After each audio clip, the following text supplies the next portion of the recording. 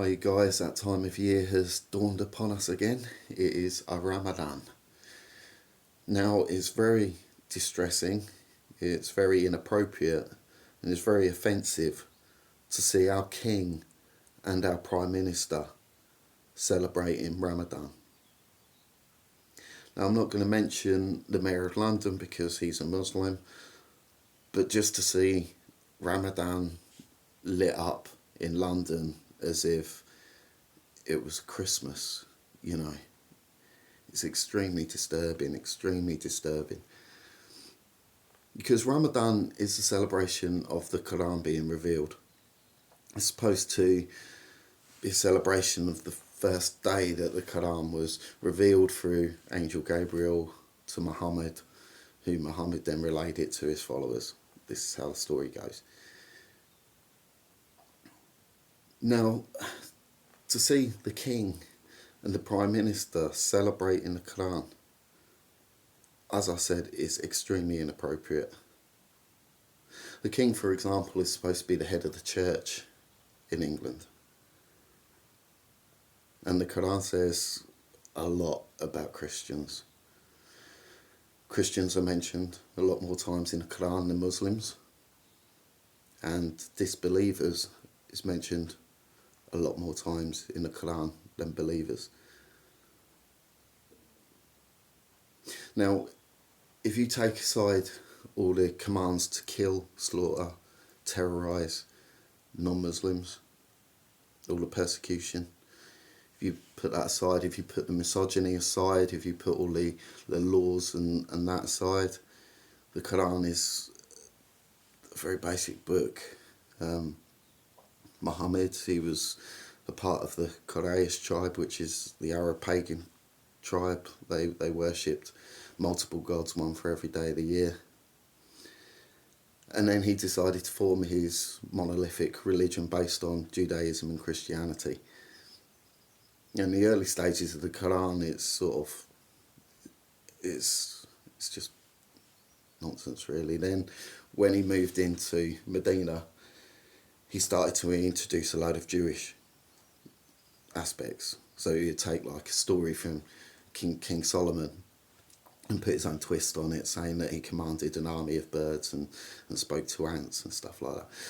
So that's the part of the Quran that we don't care about, we don't criticise. That's the religious side. If they want to believe that Muhammad split the moon in half to prove to some Meccans that he was some prophet, then that's up to them. If they want to believe that Muhammad flew to Jerusalem and then to heaven on a flying donkey, that's down to them. We don't care about that. It's the aspects of the laws that they're now introducing into the UK and following through the Islamic Sharia Council. It's their practices, their laws, their ethics, their morals, their teachings, and then the hatred towards the kuffar, the infidel, us, the disbeliever. Quran divides people into three sections. You've got the Muslims, the believer, you have the infidel, the disbeliever, and you have the hypocrites, who are Muslims who deny Islam and live their own separate life, but they still call themselves Muslims. That's what a hypocrite is, defined in the Quran. So the Quran is a very hateful book, and it really should not be celebrated by non-Muslims because of what it says about non-Muslims. You know,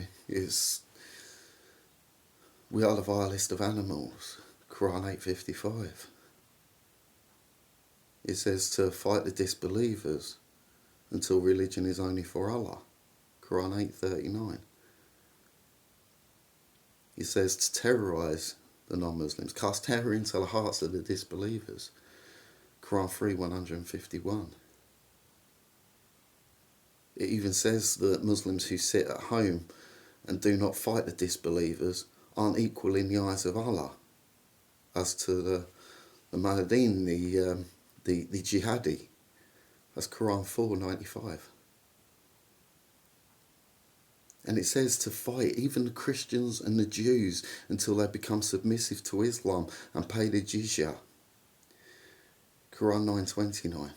Now the jizya was a tax that was placed on dhimmi, which is dhimmitude, which is the status of a non-Muslim in a Muslim country. It was an extortionate tax, and it was to humiliate the kuffar, the disbeliever. Then you've got their views on women. Women and wife beating's fine. You know, Quran 4:34, beat unruly wives. Abu Dawud, a man should never be asked as to why he beats his wife. So wife beating's allowed. A woman's legal testimony is worth half of that of a man's. Quran 2:282. You know, all these aspects of Islam are just pure evil, and yet we're celebrating a book that goes against British morals, a book that goes against British ethics, a book that goes against British law. Now the thing is, if I wrote a book like the Quran and said about Muslims what the Quran says about non-Muslims, I'd be arrested. I'd be arrested for hate speech. I'd be arrested for bigotry. I would be slammed as a racist. You know? Without all the death and the violence, the Quran says that Muslims are superior to disbelievers. Quran 3:110. So this is what our king and our prime minister are celebrating. It is just unethical, immoral, and outright scary. Thank you ever so much for listening. I really love to hear your thoughts on this, and I'll see you in the next video.